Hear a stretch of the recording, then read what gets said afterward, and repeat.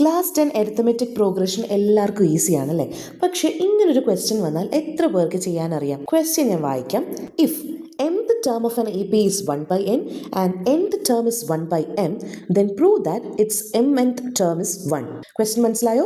ഒരു എ പിയുടെ mth term എന്ന് പറയുന്ന 1 by n ഉം nth term 1 by m ഉം ആണെങ്കിൽ അതിൻ്റെ mnth term 1 ആണെന്ന് നമ്മൾ പ്രൂവ് ചെയ്യണം. അപ്പോൾ let start solving the question. ആദ്യം ഗിവൺ ഡേറ്റ് എഴുതണം അല്ലേ? അപ്പോൾ mth termഉം nth termഉം ആണ് ഗിവൺ ഡേറ്റ് ആയിട്ട് പറഞ്ഞിരിക്കുന്നത്. അപ്പോൾ ഇവിടെയുള്ള എ പിയുടെ കോമൺ ഡിഫറൻസും ഫസ്റ്റ് ടേം നമുക്കൊന്ന് ലെറ്റ് ചെയ്യാം. ഓക്കെ, അപ്പോൾ let A be the first term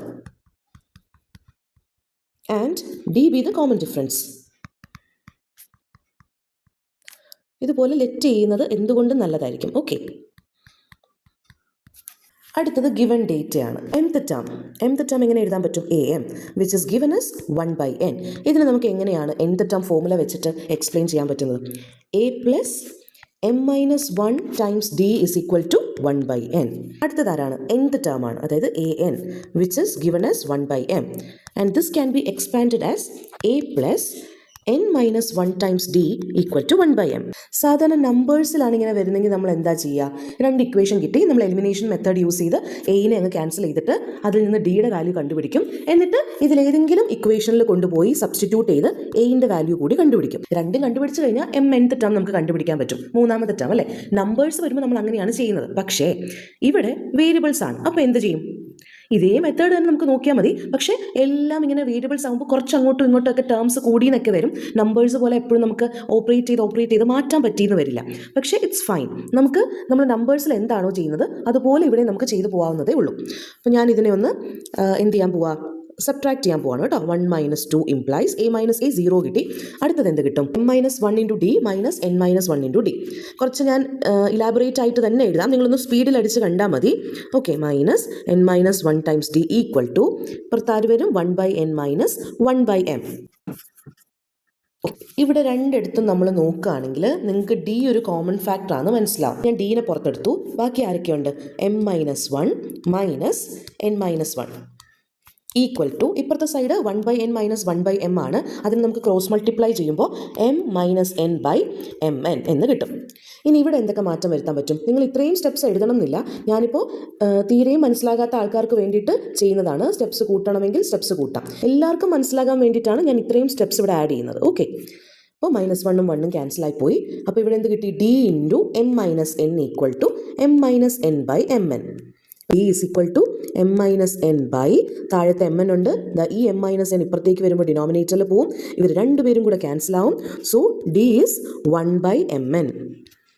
ഇവിടെ ഏതെങ്കിലും ഒരു ഇക്വേഷനിൽ 1ലോ 2ലോ ഡിൻ്റെ വാല്യൂ സബ്സ്റ്റിറ്റ്യൂട്ട് ചെയ്യുമ്പോഴേക്കും നമുക്ക് എയിൻ്റെ വാല്യൂ കിട്ടും. അപ്പോൾ നമുക്ക് ഡിൻ്റെ വാല്യൂ ഇപ്പോൾ സബ്സ്റ്റിറ്റ്യൂട്ട് ചെയ്ത് കൊടുക്കാം. Substitute d is equal to 1 by mn in, ഞാനിപ്പോൾ ഫസ്റ്റ് ഇക്വേഷൻ സബ്സ്റ്റിറ്റ്യൂട്ട് ചെയ്ത് കൊടുക്കാനാണ് ആഗ്രഹിക്കുന്നത്, അതുകൊണ്ട് അങ്ങനെ എഴുതി കേട്ടോ.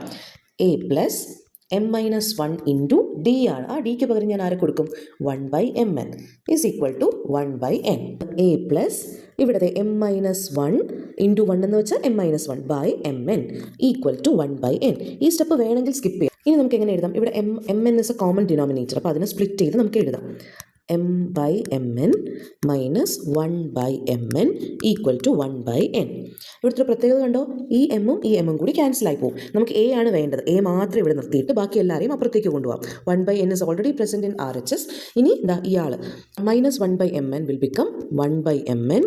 ഇനി 1 by n ഇവിടെ ഉണ്ട്, അത് ഇങ്ങോട്ട് പോകുമ്പോൾ 1 by n. വീണ്ടും ക്യാൻസലേഷൻ നടക്കുകയാണ് അല്ലേ? അപ്പോൾ a is 1 by mn. amn ആണ് നമുക്ക് കണ്ടുപിടിക്കേണ്ടത്.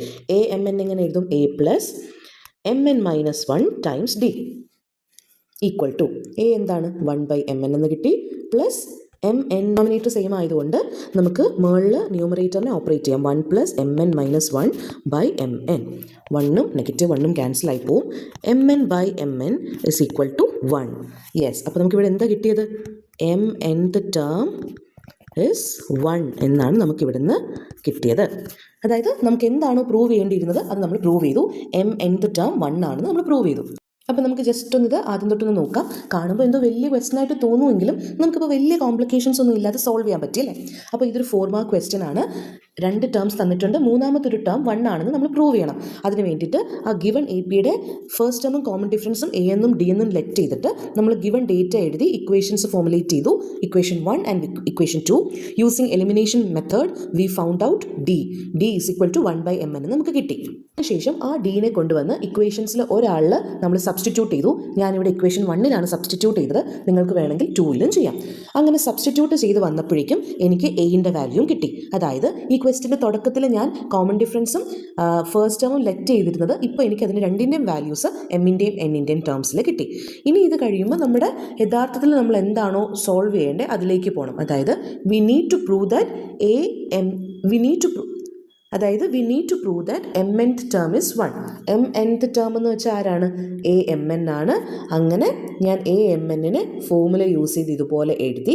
അതിനുശേഷം എയും ഡിയും സബ്സ്റ്റിറ്റ്യൂട്ട് ചെയ്ത് വന്നപ്പോൾ എനിക്ക് ഫൈനൽ ആൻസർ 1 എന്ന് കിട്ടി.